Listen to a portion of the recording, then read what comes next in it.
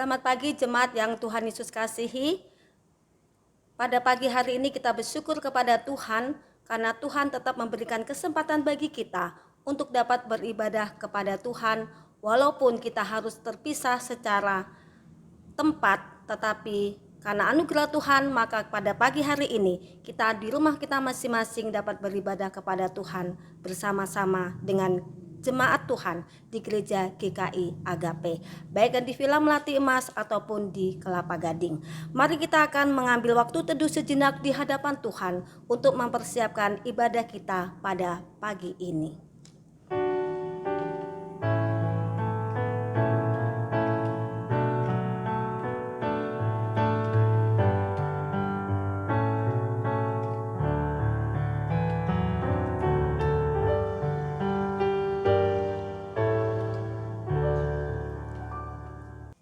Pertolongan kita adalah di dalam nama Tuhan yang menjadikan langit dan bumi dan yang tetap setia memelihara ciptaannya sampai selama-lamanya.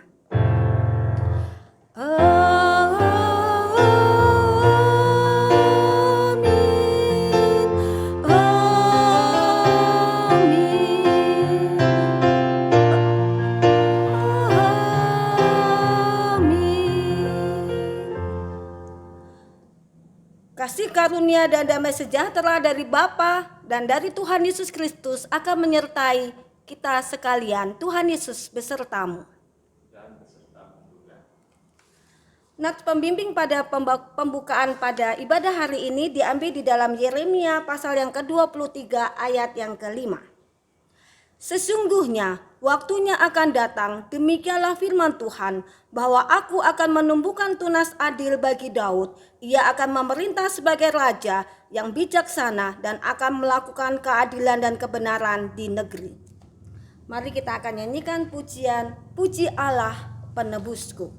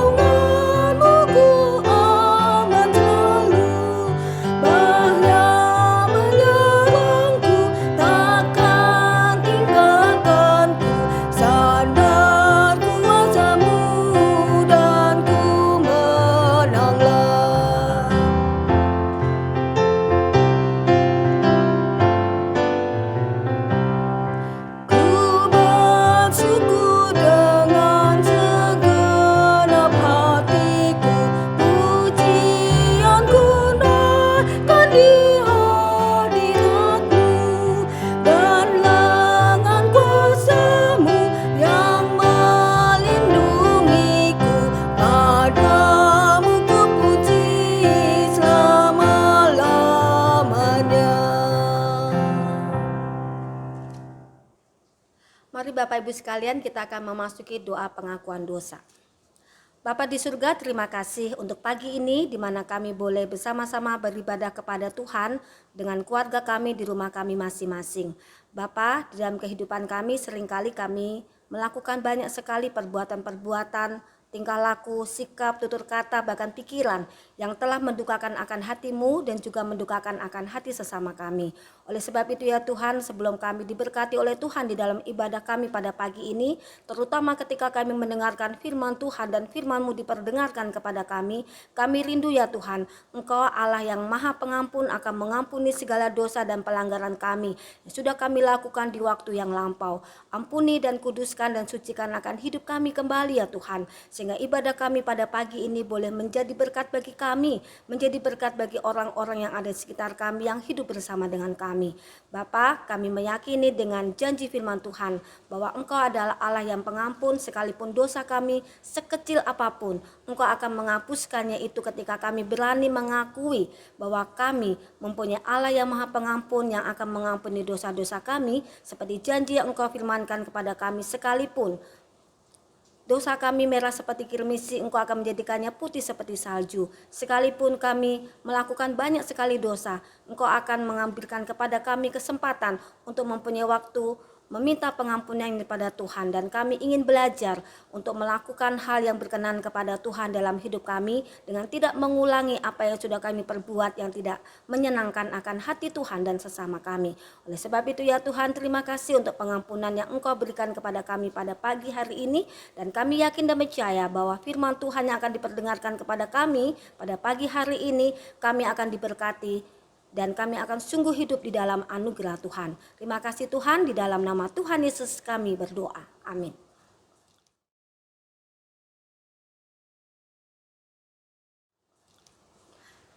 Mari Bapak Ibu sekalian, kita akan mendengarkan berita anugerah. Berita anugerah diambil di dalam Efesus 2 ayat 17 dan ayat yang ke-18. Demikianlah bunyinya.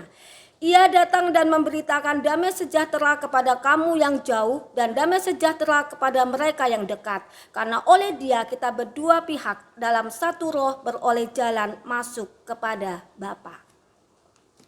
Demikianlah berita anugerah dari Tuhan. Mari kita akan meresponinya dengan pujian Yesus Tuhan Gembalaku.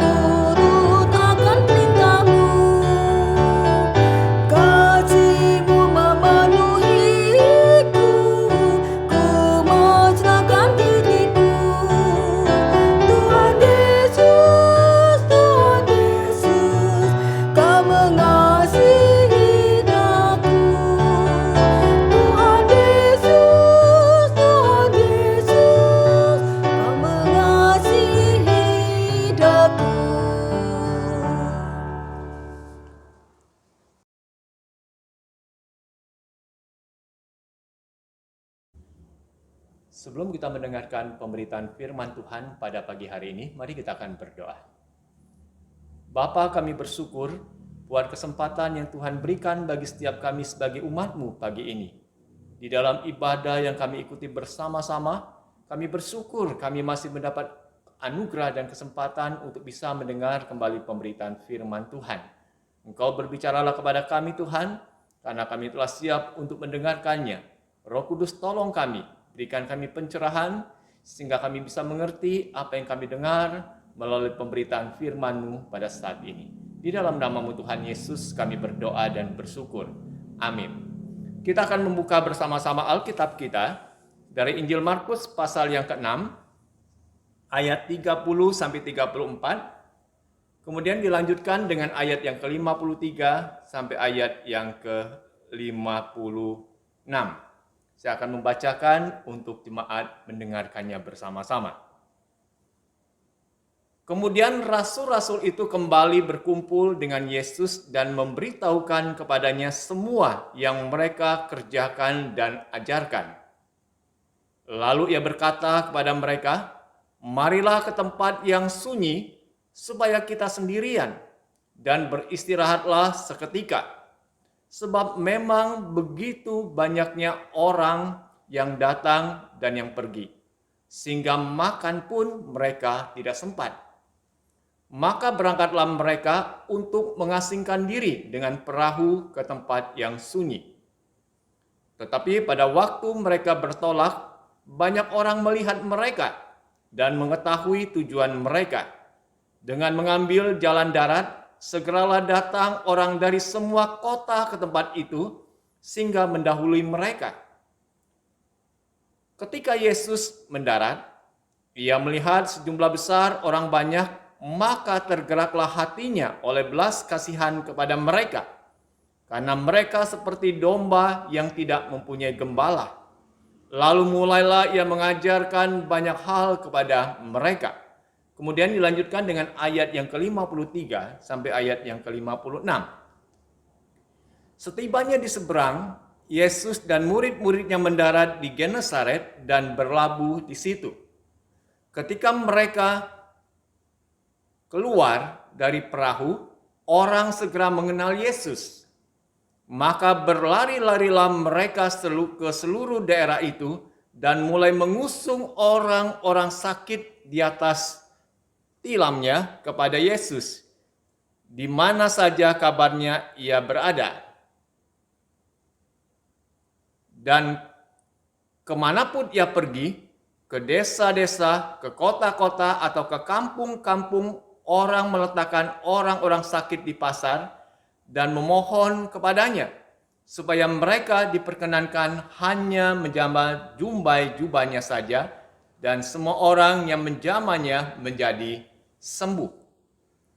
Demikianlah firman Tuhan. Berbahagialah setiap orang yang mendengar dan memelihara dalam hidupnya. Haleluya. Haleluya. Haleluya. Haleluya.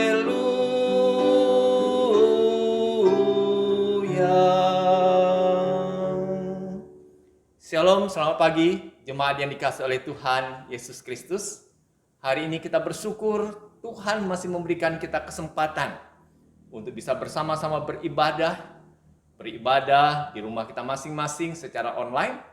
Tapi kita bersyukur meskipun ibadah yang kita adakan secara online, kita meyakini bahwa Tuhan hadir di tengah-tengah keluarga kita masing-masing di mana kita berkumpul di sana. Dan firman Tuhan pada pagi hari ini yang akan disampaikan berbicara tentang gembalaku, sahabatku yang baik. Kehadiran sosok gembala di masa pandemi COVID-19 yang penuh dengan kesukaran dan tak menentu arahnya kemana, saat ini sangat dibutuhkan dan dinantikan oleh umat manusia. Pribadi gembala yang dapat memberikan rasa aman dan juga ketenangan kepada manusia. Tapi dalam realitanya, hal ini sulit untuk kita temukan. Masing-masing orang saat ini sibuk untuk bagaimana dia bisa mempertahankan diri sendiri dari ancaman virus corona itu dan mengambil langkah untuk mengantisipasi dampak buruk yang ditimbulkan oleh pandemi ini. Saya akan menayangkan sebuah video singkat. Bagaimana sikap orang-orang ketika mereka mau mengambil sesuatu barang untuk kenyamanan dirinya. Dia bisa sikut sana, sikut situ, yang penting apa yang dia butuhkan itu bisa dia peroleh.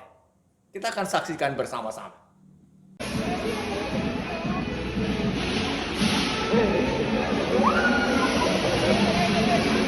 Gua kabur ah.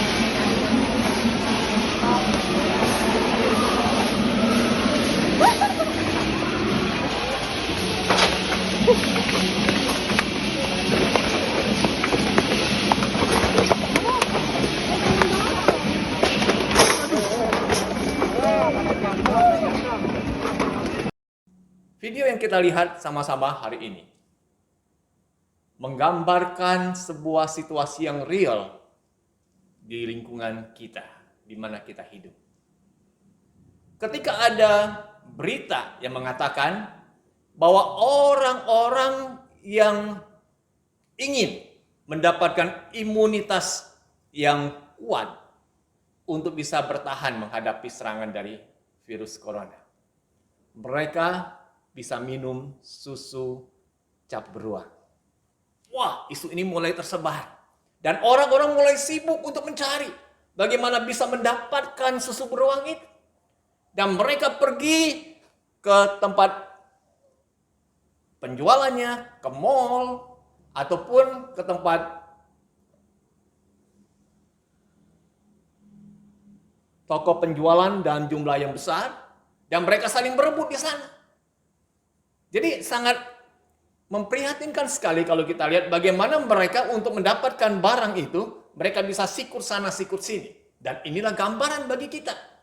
Ini hanyalah sebagian kecil dari apa yang kita bisa dapatkan, yang bisa kita saksikan di tengah-tengah lingkungan kita.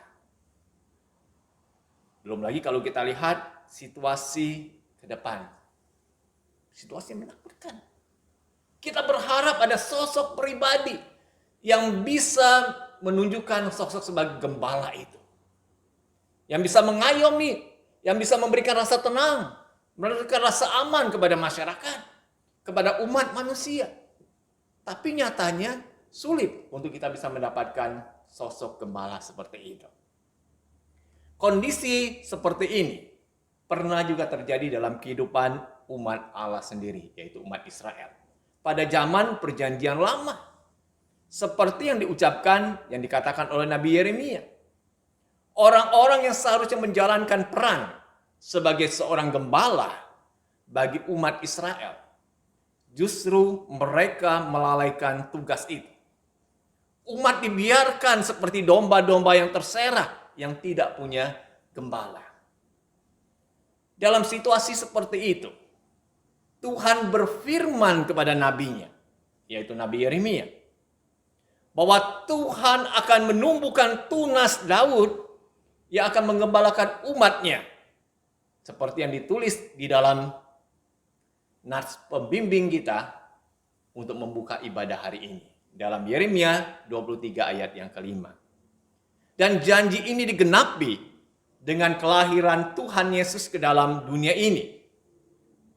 Yesus datang untuk mendamaikan manusia dengan Allah. Rasul Paulus menuliskan di dalam Efesus pasal 2 ayat 17 dan 18. Bagaimana Kristus yang datang ke tengah dunia ini, dia mendamaikan, memberikan damai itu. Sehingga manusia sudah berdosa terhadap Allah, yang sudah terpisah dari Allah. Dia dipersatukan kembali. Hubungan dipulihkan dengan Allah. Mereka yang jauh menjadi dekat, dan mereka yang dekat pun didekatkan kembali untuk bisa bersama-sama menjadi satu, bersekutu dengan Allah Sang Penciptanya. Yesus menjadi gembala bagi umatnya.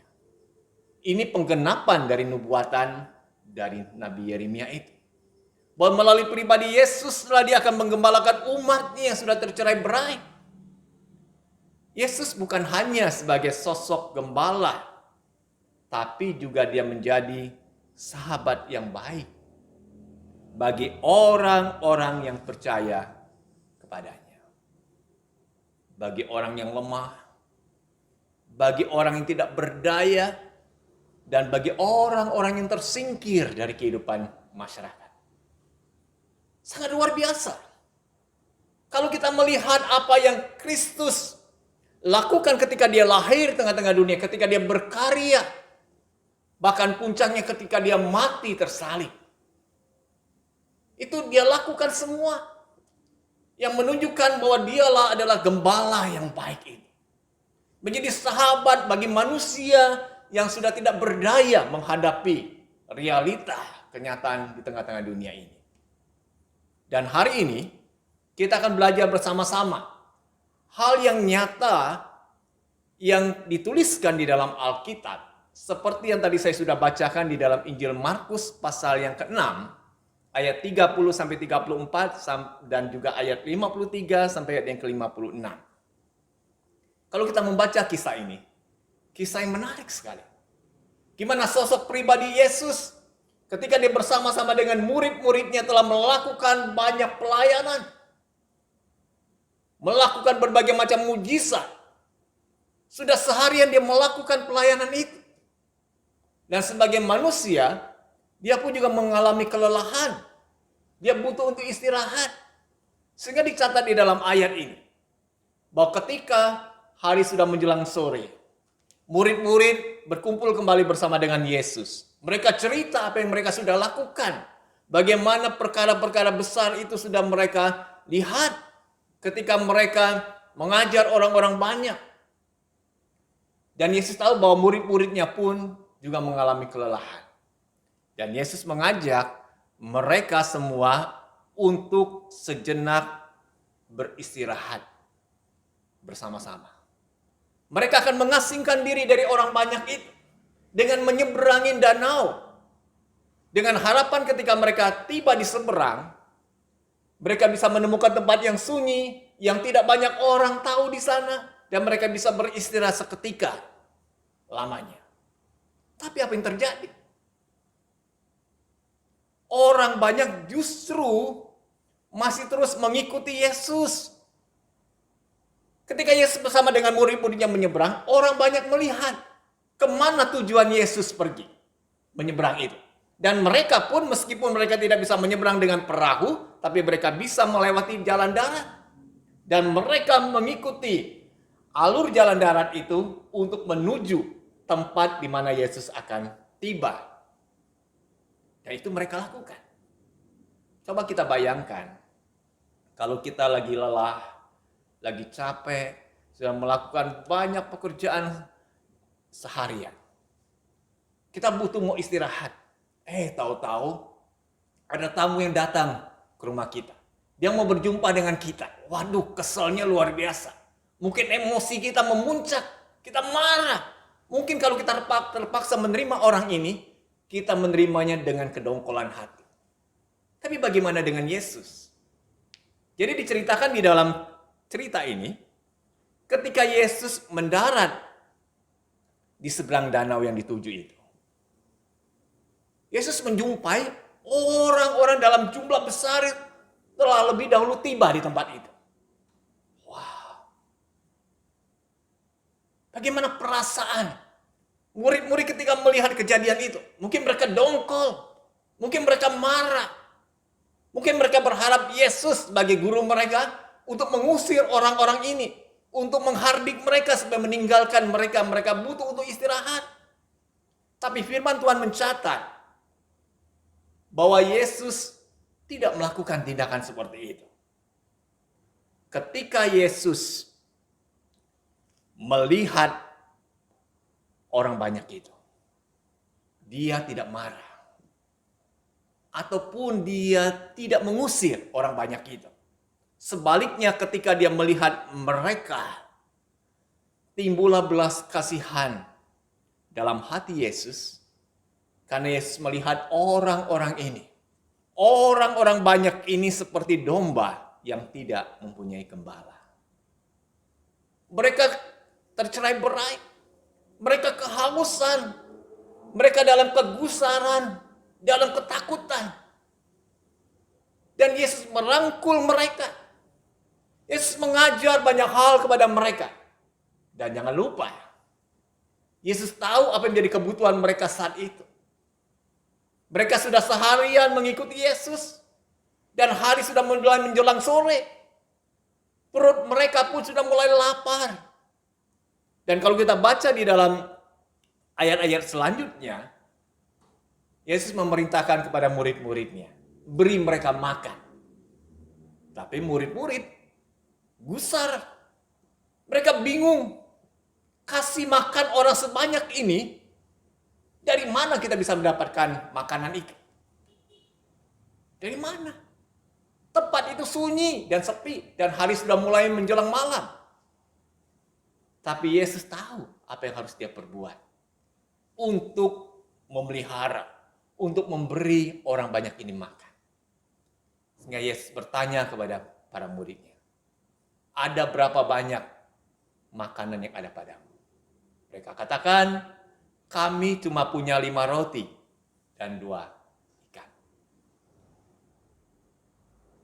Kami punya hanya sedikit ini. Tapi apa artinya itu? Kalau untuk kita saja, kelompok para murid bersama dengan Yesus masih cukup. Tapi kalau mau dibagi buat orang yang jumlahnya ribuan, nggak akan cukup. Tapi bagi Yesus, pola pikir itu bukan pola pikir dari Allah. Yesus mengambil 5 roti dan 2 ikan itu. Dia mengucap syukur. Lalu dia memecah-mecahkan roti dan ikan itu. Dan dia memerintah kepada murid-muridnya untuk membagi-bagikan kepada orang banyak. Dan mujizat terjadi. Ribuan orang makan sampai kenyang. Wah, hebat. Bahkan bukan hanya mereka makan sampai kenyang, dikatakan mereka juga masih memiliki sisa berlebih dari roti dan ikan itu. Inilah yang Yesus lakukan. Yesus peduli sebagai sosok gembala yang baik. Sosok sahabat yang baik bagi mereka. Yesus memperhatikan apa yang menjadi kebutuhan orang-orang banyak ini. Yesus memuaskan itu. Yesus memenuhi kebutuhan mereka. Ini luar biasa. Sebuah fakta yang dicatat di dalam Alkitab yang menjadi pembelajaran bagi kita bahwa Yesus itu melakukan sesuatu yang tidak pernah terpikirkan oleh manusia. Manusia kadang-kala hanya memikirkan kesenangan pribadinya, kepentingan dirinya sendiri, keegoannya dia tonjolkan. Tapi bagi Yesus, dia sebagai sosok gembala yang baik. Dia menjadi sahabat bagi orang-orang ini. Dia memelihara kehidupan mereka, memberi apa yang menjadi kebutuhan mereka. Dan cerita ini tidak berhenti sampai di sini. Kalau kita melanjutkan dengan ayat yang ke-53 sampai 56. Ketika Yesus sudah mendarat, orang di satu tempat dikatakan orang-orang di tempat itu mendengar dan mereka kenal siapa diri Yesus ini. Pribadi yang melakukan banyak mujizat di berbagai tempat. Dan mereka mulai memberitakan kepada orang-orang yang ada di tempat itu. Dan dituliskan bahwa ketika mereka mendengar bahwa Yesus hadir di daerah mereka, secara serentak mereka membawa orang-orang sakit dan orang-orang yang lemah tak berdaya untuk disembuhkan oleh Yesus. Waduh. Yesus menjumpai orang-orang seperti ini. Apakah Yesus membuang mereka? Apakah Yesus mengusir mereka karena mengganggu kenyamanan dirinya? Tidak dikatakan. Ketika Yesus melihat mereka semua, sekali lagi dikatakan hati Yesus tergerak oleh belas kasihan. Dan ketika Yesus menyatakan akan hatinya yang nyata, yang berbelas kasihan itu dengan sebuah perbuatan tindakan yang nyata. Dia tidak pilih kasih, memperlakukan orang-orang yang ada. Tidak ada pengecualian. Dia menyembuhkan mereka semua. Mereka yang berlari menemuinya, dia sembuhkan. Mereka yang diusung dan diletakkan di depan orang banyak, di hadapan Yesus, Yesus sembuhkan dia.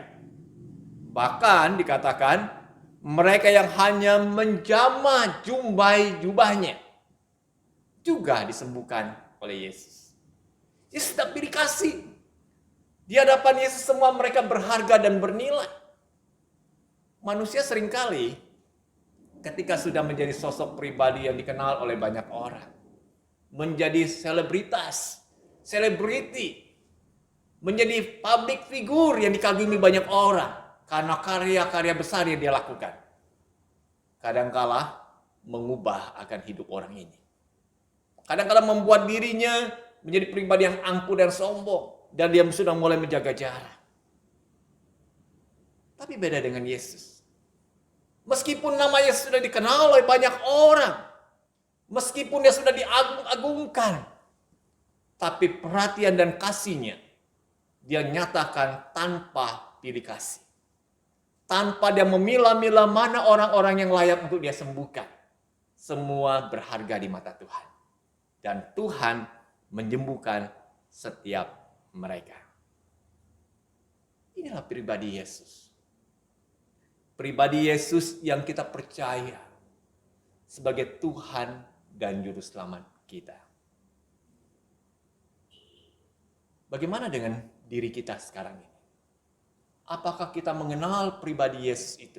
Kita percaya kepada Yesus Kristus itu sebagai sosok gembala buat hidup kita.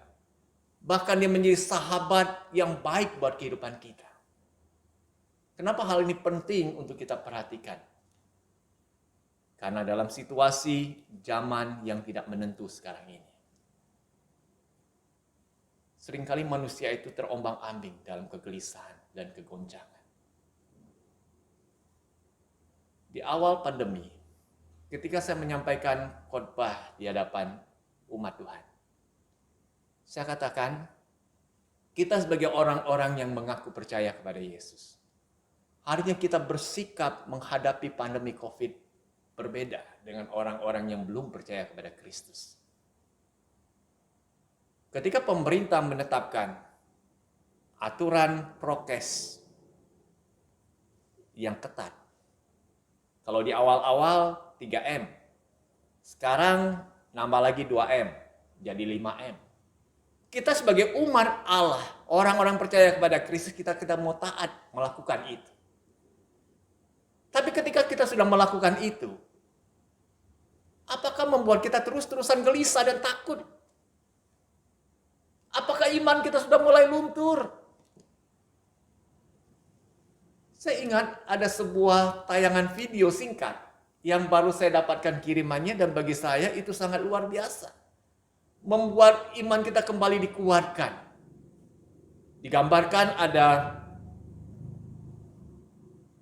animasi virus corona yang sedang berjalan di jalan. Orang-orang yang ditemui semua tunduk takut, takluk. Tapi ada sosok seorang anak Tuhan, seorang percaya kepada Kristus. Ketika dia menjumpai virus corona ini, dia berlutut di hadapan Kristus. Dia memohon, dia bukan tunduk takut kepada virus, tapi dia tunduk dan berserah kepada Kristus.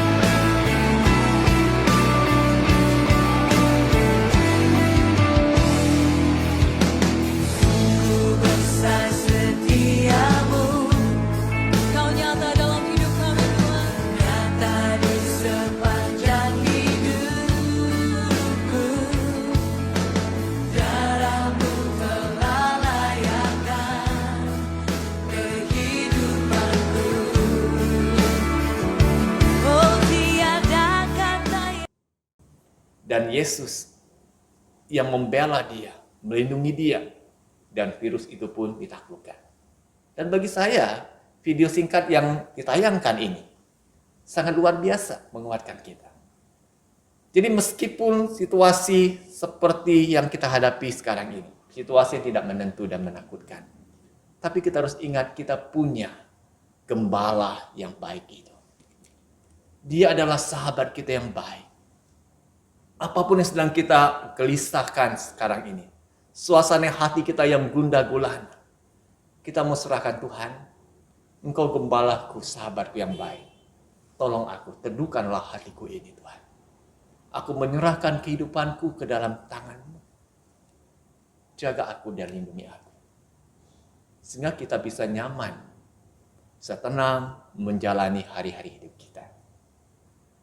Dan kalau kita sudah mengalami indahnya hidup bersama dengan Sang Gembala, sahabat yang terbaik itu, apakah kita mau meneladani Kristus dalam kita menjalani hidup ini ketika kita berinteraksi dengan orang-orang di sekitar kita?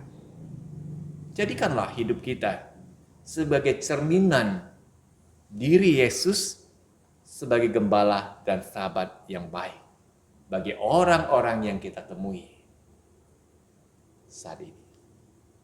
Sehingga kehidupan kita pun boleh menyaksikan akan Kristus itu. Banyak orang-orang di sekitar kita yang mengharapkan, yang menantikan kehadiran sosok Sang Gembala itu. Kita bisa menghadirkan Kristus, Gembala, dan sahabat kita yang terbaik. Melalui kehidupan kita, hidup yang boleh menampakkan kasih Kristus itu. Hati yang penuh berbelas kasihan, dan itu ditindaklanjuti dengan sebuah tindakan nyata untuk menolong, berbagi dengan mereka. Amin, firman Tuhan. Kita mengambil waktu hening sesaat untuk kita merefleksikan firman Tuhan yang sudah kita dengar hari ini.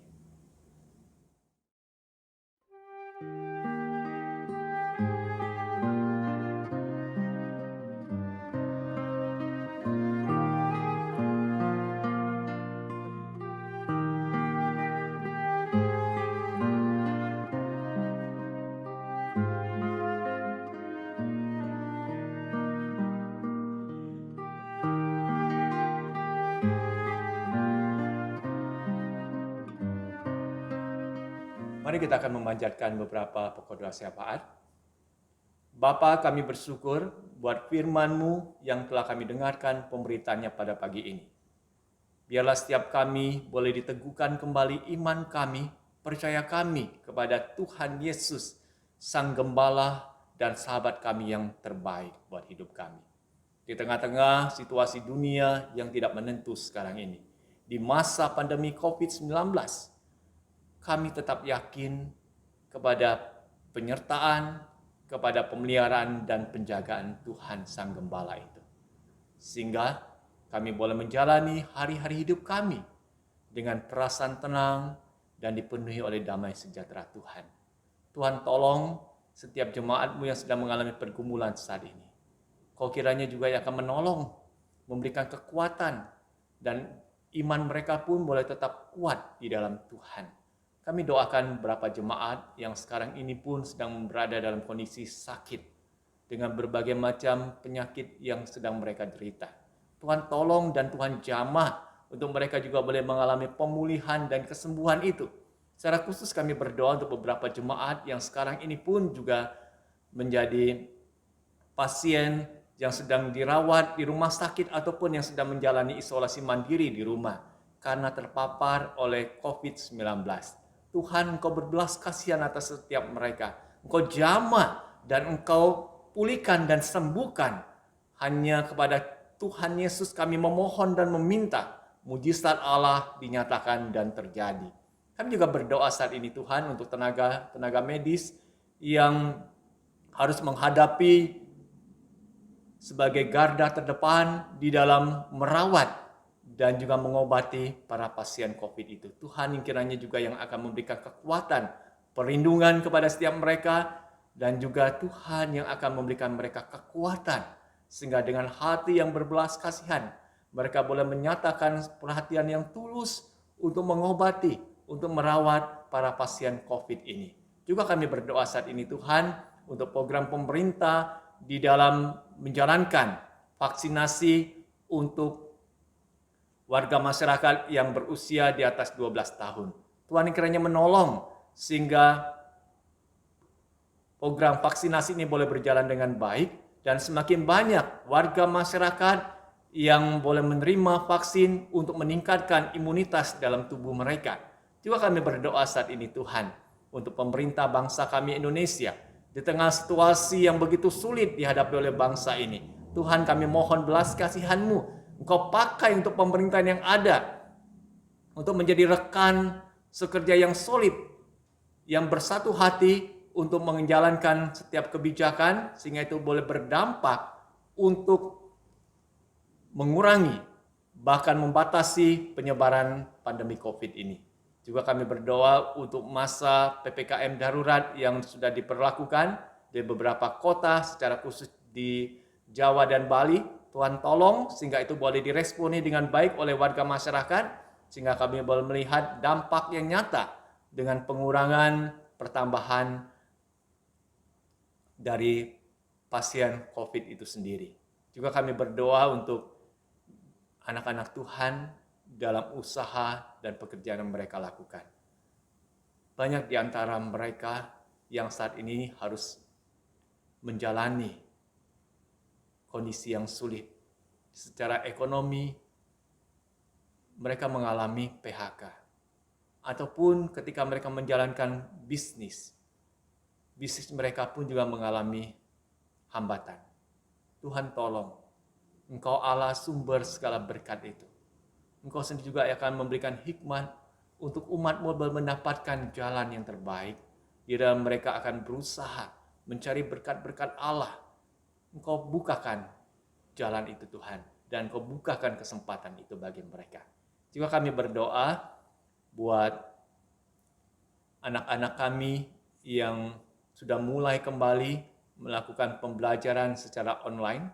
Tuhan tolong dalam masa-masa pembelajaran yang mereka ikuti, biar mereka boleh diperlengkapi dengan ilmu dan juga pengetahuan yang baik untuk masa depan mereka. Kau berkati setiap guru-guru yang membimbing anak-anak ini mengajar secara online. Tuhan kiranya tolong setiap mereka. Terima kasih Bapa. Ini doa syafaat kami yang kami panjatkan hanya di dalam nama Tuhan Yesus Kristus. Amin.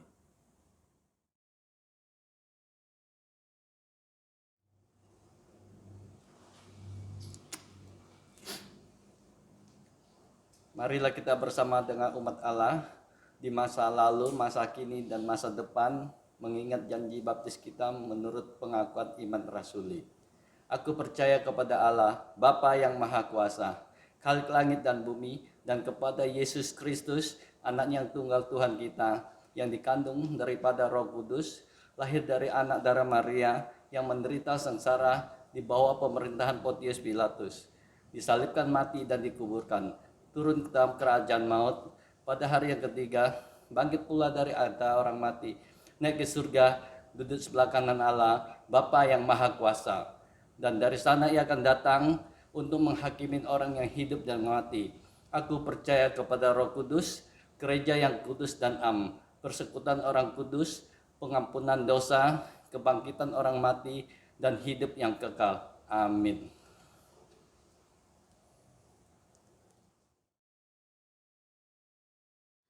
Mari Bapak Ibu sekalian, tiba saatnya kita akan memberikan yang terbaik bagi Tuhan. Kita akan mempersiapkan hati kita untuk memberikan persembahan kepada Tuhan yang dilandasi di dalam firman Tuhan, Mazmur 23 ayat yang pertama. Demikianlah bunyinya, Tuhan adalah gembalaku, takkan kekurangan aku. Mari kita akan persiapkan hati kita untuk memberikan persembahan, dan persembahan dapat Bapak Ibu transfer melalui rekening yang tertera di dalam layar masing-masing, dan kita akan mempersiapkan hati kita dengan pujian, Ku mau serahkan semua milikku.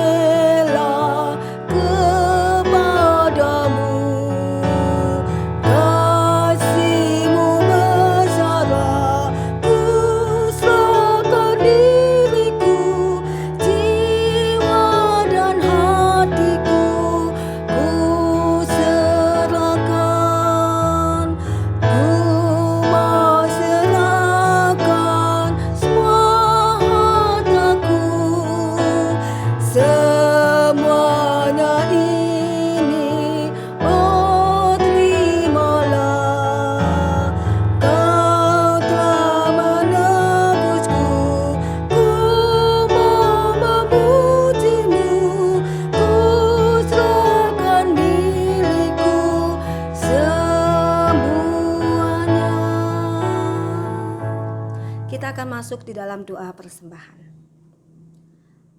Tuhan Yesus yang baik, kami bersyukur kepada Tuhan. Di dalam kehidupan kami, Engkau selalu memberkati akan hidup kami, baik di dalam kesehatan ataupun secara materi. Dan pada pagi ini dengan rasa syukur kami yang dalam kepadamu ya Tuhan, kami ingin belajar bagaimana kami memberikan yang terbaik bagi gereja di mana kami berada dan berjemaat saat ini. Karena kami yakin dan percaya bahwa apa yang kami berikan hari ini akan menjadi berkat bagi sesama kami di dalam kehidupan kami bergereja. Oleh sebab itu ya Tuhan, berkatilah untuk majelis jemaat yang Tuhan telah percayakan untuk mengelola keuangan ini. Berikanlah kepada mereka hikmat dan marifat-Mu, kebijakan yang daripada Tuhan sendiri, untuk dapat mengolahnya dengan takut akan Tuhan.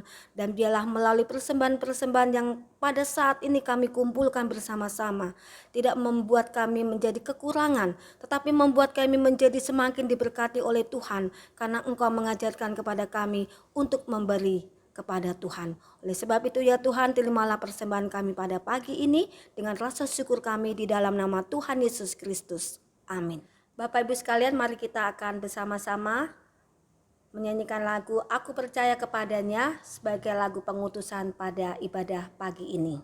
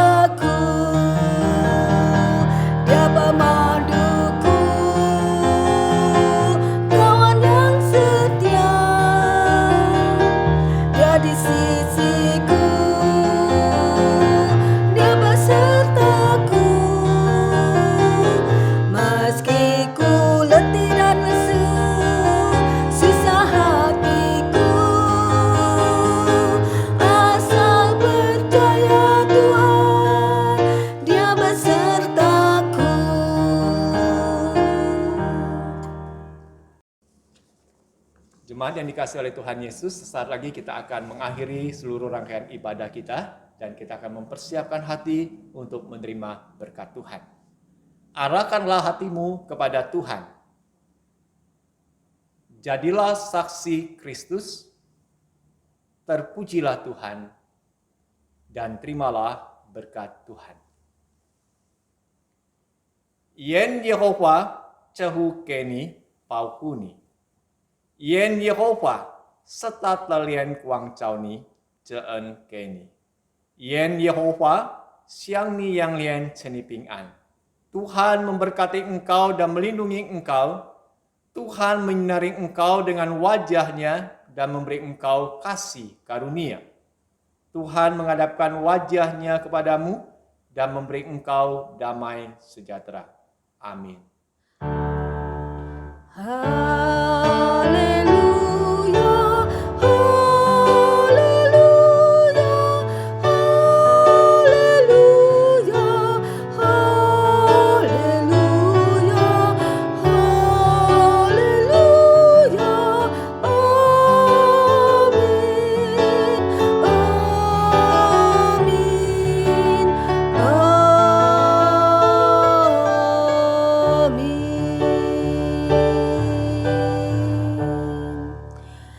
Bapak Ibu Saudara sekalian, ibadah kita selesai. Tuhan Yesus memberkati dan selamat beraktivitas bersama dengan keluarga dan di dalam pimpinan Tuhan.